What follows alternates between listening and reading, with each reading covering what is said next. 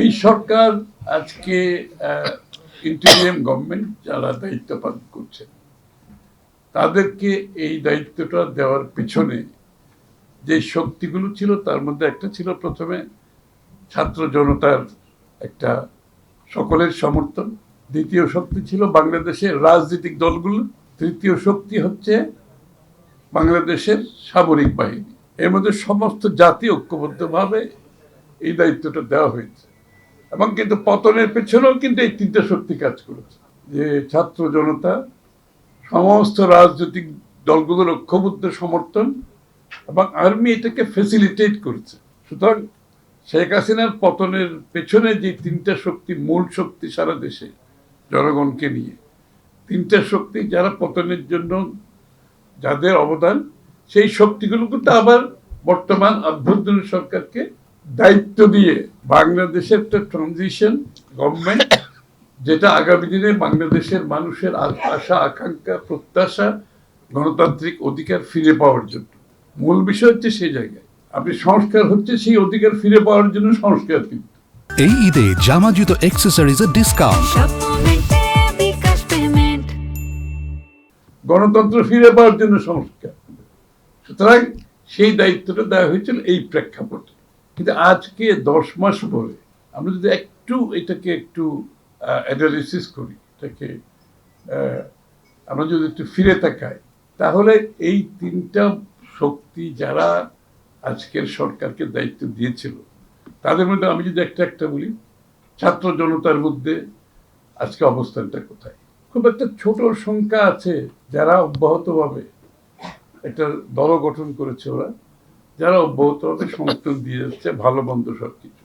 কিন্তু বাকি যারা ছাত্রদের মধ্যে ছিল তারা কিন্তু তাদের অবস্থান, তারা কিন্তু একটি গণতান্ত্রিক প্রক্রিয়াতে ফিরে যাওয়ার জন্য তাদের আন্দোলন কিন্তু এখনো অব্যাহত আছে। একটা ছোট ফ্যাকশন যারা আজকে হয়তো এই অভ্যন্তরীণ এই অন্তর্বর্তীকালীন সরকারকে তারা যেহেতু একটা দল গঠন করেছে এবং তাদের এখানে ব্লেসিং আছে, এই জন্য হয়তো তারা আছে। বাট কিন্তু বাকিরা কি বলছে, বাকি তো শুনতে হবে তো, যে যারা বসিতে তারা কি বলতে চাচ্ছে।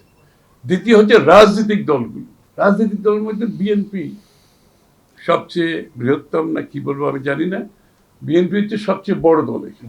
এবং বিএনপির সাথে আমরা যারা এখানে যুগপথ আমরা আন্দোলনে আছি, সেখানে 42টি দল আছে। তার বাইরে রহিন ভাইদের যারা আমাদের বামপন্থী দলগুলো যারা আছে তারা আছে প্রায় 50টি দলের অধিক। অর্থাৎ মাইটি, মানে ইভেন আর যারা তার বাইরেও যারা আছে তারাও কিন্তু গণতন্ত্রের কথা বলছে। তো সুতরাং তারা কোথায়, তাদের অবস্থানটা কোথায়, এটা একটু বিবেচনার দরকার আছে। তৃতীয় হচ্ছে বাংলাদেশের সামরিক বাহিনী, তাদের অবস্থানটা কোথায়? আমরা কি যেই দিন এই সরকারকে বসানো হয়েছে ইন্টেরিয়াম গভর্নমেন্টকে, সেই দিনের সাথে তুলনা করে আজকে যদি আমরা কম্পেয়ার করি, এর অবস্থান কোথার থেকে কোথায় এসে আমরা দাঁড়িয়েছি, এটার একটু অ্যানালিসিস করার দরকার সকলের জন্য। সরকারকে দরকার, আমাদের সকলকে দরকার, কোথায় যেন এই এই একটা বিভক্তি হয়ে গেছে, কেন হয়ে গেছে, এবং এই বিভক্তির দায় কে নেবে? যারা অনেক আশা নিয়ে, অনেক আকাঙ্ক্ষা নিয়ে বাংলাদেশের জাতীয় ঐক্যের মাধ্যমে একটা গণতান্ত্রিক অর্ডারে ফিরে যেতে চেয়েছিল, সেটা কেন আজকে প্রশ্নবিদ্ধ হচ্ছে? এবং এই যারা সমর্থন দিয়েছে তারা কেন আজকে একটা দ্বিধাদ্বন্দ্বের মধ্যে থাকছে? এটা তো একটা অ্যানালিসিস করার দরকার আছে। এটার একমাত্র কারণ হচ্ছে যেই প্রত্যাশা নিয়ে গণতান্ত্রিক অর্ডারে ফিরে যাওয়ার জন্য যেই কাজগুলো করার দরকার ছিল সেটা দৃশ্যমান হচ্ছে না। আমাদেরকে এখানে বলা হচ্ছে সংস্কার। সংস্কার ব্যাপারে কারো কোনো দ্বিমত আজ পর্যন্ত দেখলাম না। আমি অবাক করছি কেন সংস্কার করে ওরা গলা শুকিয়ে ফেলছে। কিন্তু সকলে সংস্কার প্রস্তাব জমা দিয়ে দিয়েছে, সকলে জমা দিয়েছে। এবং ডক্টর ইউনূস সাহেব বলছেন প্রথম থেকে যে যেখানে ঐক্যমত হবে সেই সংস্কারগুলো বাস্তবায়ন করা হবে। ঐক্যমত ওয়ার্ড হচ্ছে কি? ঐক্যমত। তাহলে সকলে জমা দেওয়ার পরেও কোথায় ঐক্যমত হয়েছে এই বিষয়কে জাতি জানে না, জাতিকে জানানো হচ্ছে না। কেন জানানো হচ্ছে? এটা রহস্যের ব্যাপার না? এটা এই প্রশ্নটা আমি ওই দিনও করেছি, আমরা যখন দেখা করেছি। আলী রিয়াজ সাহেব ওখানে ছিল, কেন জানানো হচ্ছে না? সমস্যাটা কোথায়? সমস্যাটা কোথায়? তাইলে এখানে সন্দেহের উদ্রেক হচ্ছে না? আচ্ছা, আপনি এও বলা হয়েছে যেগুলো ঐক্যমত হয়েছে তার বাইরে দুইটা বিষয় যদি নেগোশিয়েবল থাকে, সেটাও একটা টাইম, একটা সময়সীমার মধ্যে সমাধান করা যায়।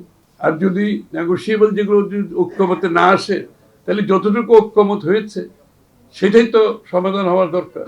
ডক্টর ইউনূস সাহেব বলেছেন বেশি হলে জুন, কম হলে ডিসেম্বর। আমার প্রশ্ন, এখানে বেশি কমের প্রশ্নটা কোত্থেকে আসলো?